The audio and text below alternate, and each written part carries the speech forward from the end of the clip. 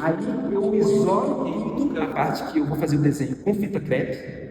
Depois eu vou com carbono, aí eu faço o desenho com carbono em cima da fita crepe. Depois eu vou com o estilete, eu vou cortando detalhezinhos assim, todo o desenho. Então eu refaço o desenho, todas as camadas, né, as partes dentro, fora e tal, com estilete. Então precisão muito, trabalho muito milimétrico, assim, muito leve, muito preciso para não cortar a tela. Né? Eu faço esse recorte, tiro a parte, então já está isolada a parte de baixo, e aí eu parto para a próxima camada. E aí, assim, tem essa questão, né? Tem as escolhas que eu faço. Então, o que vem primeiro? O que está por último? Igual aqui, a primeira coisa que eu pintei foi a parte verde.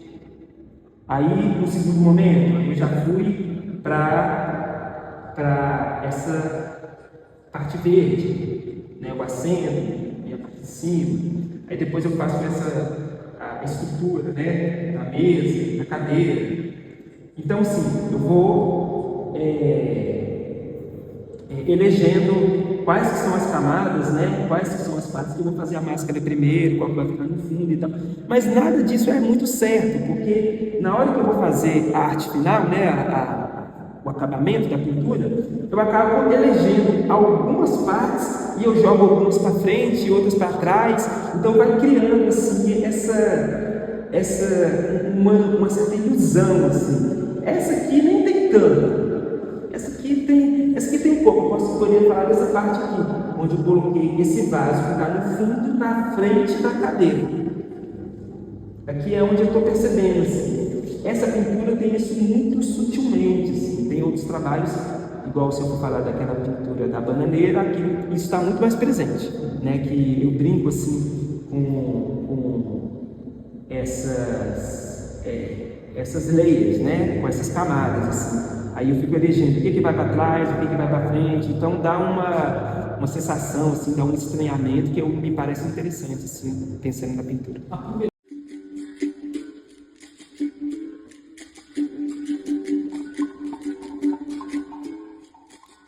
Sempre busquei fazer a planta do tamanho que a planta é, o objeto do tamanho do objeto. E aí eu tava com um problema, né, com as pinturas grandes, né, e eu não queria pintar numa tela pequenininha uma cadeirinha, porque ia dar um problema da escala. Foi quando surgiu a ideia, né, de usar o mobiliário escolar mesmo como suporte para pintura, porque a escala do mobiliário, da parte do mobiliário, é a escala real. E aí, no caso dessa série, né, eu pude fazer as plantas, que são as plantas usadas na confecção dos objetos, os instrumentos de capoeira, eu pude fazer as plantas do tamanho que elas são mesmo.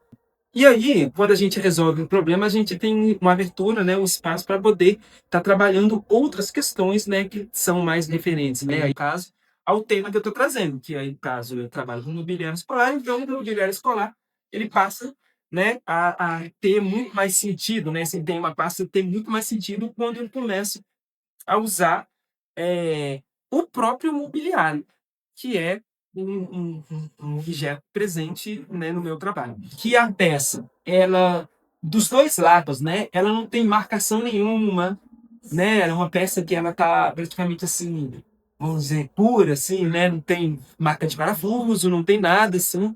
Aí eu achei, né, por bem, né, uma oportunidade de estar utilizando os dois lados. Então, a proposta de apresentar esse trabalho assim, né, de suspenso, é que se pudesse apresentar os dois lados, né? E aí eu trago também nessa peça, né, como é uma peça de mobiliário mesmo, eu trago essa assinatura, né, que é a assinatura feita com a placa de patrimônio. E aí é muito legal que essa assinatura, né, ela tem um QR Code. E lendo o QR Code, eu trago a informação do nome da série. Então, no caso aqui, esse QR Code, ele tem o nome da mostra, né, tem informações do nome da mostra, né? E aí pensar, né, na placa de patrimônio com esse objeto institucional, né? Então, assim, essa sacada de trazer esse objeto, né? primeiro, a questão da escala e segundo, as possibilidades de estar trabalhando um objeto institucional, né, dentro da poética do trabalho.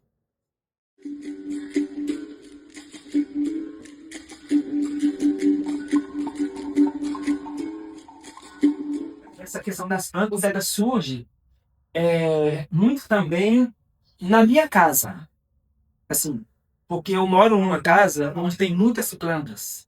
E aí eu cuido muito de plantas. E aí, dentro da minha própria casa, eu comecei a observar como que tem uma planta que gosta mais de água, tem uma planta que pode molhar tanto, tem uma planta que se colocar em um lugar que não pega sol, ela não vai se desenvolver tanto. Já tem outra que gosta de ficar no sol.